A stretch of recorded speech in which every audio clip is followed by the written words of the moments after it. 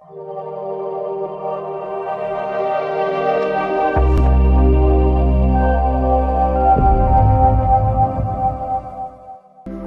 இயேசு கிறிஸ்துவின் நாமத்தினாலே யாவருக்கும் அன்பின் வாழ்த்துக்கள். இந்த 9வது மாதத்தையும் தேவன் நமக்கு காண செய்திருக்கிறார். இந்த மாதத்தில் தேவன் தருகிற வார்த்தை ஏசாயா 54:17 வாசிக்க கேட்போம். உனக்கு விரோதமாய் உருவாக்கப்படும் எந்த ஆயுதமும் வாய்க்காதே போம். உனக்கு விரோதமாய் நியாயத்தில் எழும்பும் எந்த நாவையும் நீ குற்றப்படுத்துவாய். இது கர்த்தருடைய ஊழியக்காரரின் சுதந்திரமும் என்னால் உண்டான அவர்களுடைய நீதியுமாய் இருக்கிறது என்று கர்த்தர் சொல்லுகிறார். ஆமென். கர்த்தர் சொல்லுகிற ஒரு வார்த்தை என்னவென்றால், உனக்கு விரோதமாய் உருவாக்கப்படும் எந்த ஆயுதமும் வாய்க்காதே போகும். ஆமென். சொல்லுங்க. தேவன் தந்த நல்ல வார்த்தைக்கு இருக்கிற இடத்துல நீங்க நன்றி சொல்லுங்க. தேவனை மகிமைப்படுத்துங்க.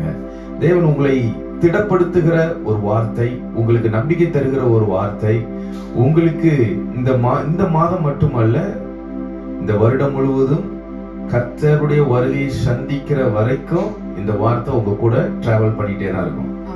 ஆமென்.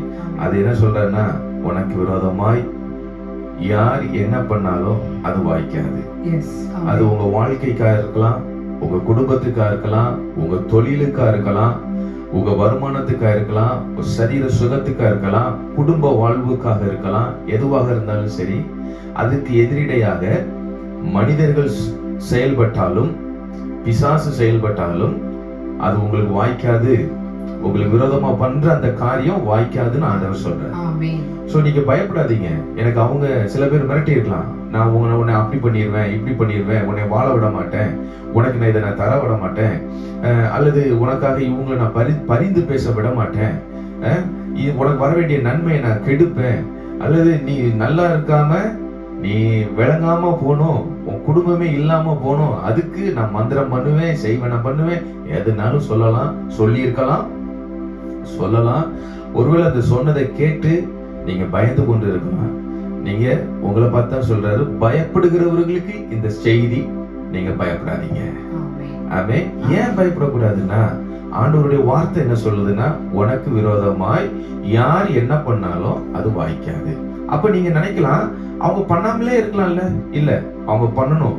அவங்க பண்ணும்போது, அம்பு எய்யும் போது உங்களை நோக்கி வரும் பாத்தீங்களா, வரும்போது உங்க மேல அது படாது. அது டிராவல் பண்ணி வரும், ஓகே, ஆனா உங்க மேல படாது, உங்களை சேதப்படுத்தாது.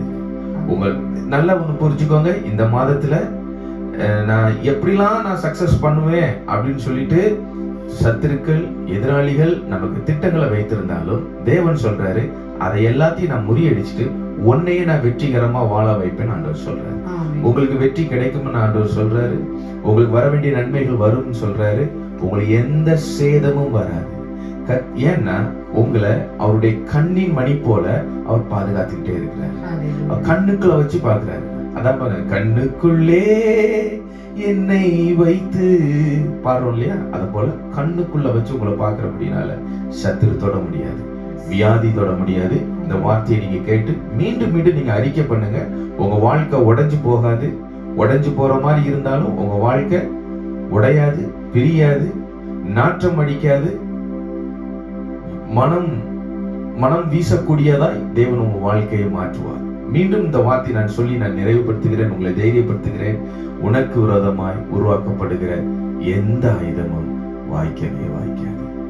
வார்த்தையை நம்புங்கள், வார்த்தையை பிடித்துக் கொள்ளுங்கள், வார்த்தையை கனம் பண்ணுங்கள், வார்த்தையை அறிக்கை பண்ணுங்கள், வெற்றியை சுதந்திரித்துக் கொள்ளுங்கள். May God bless you. Amen, amen, amen.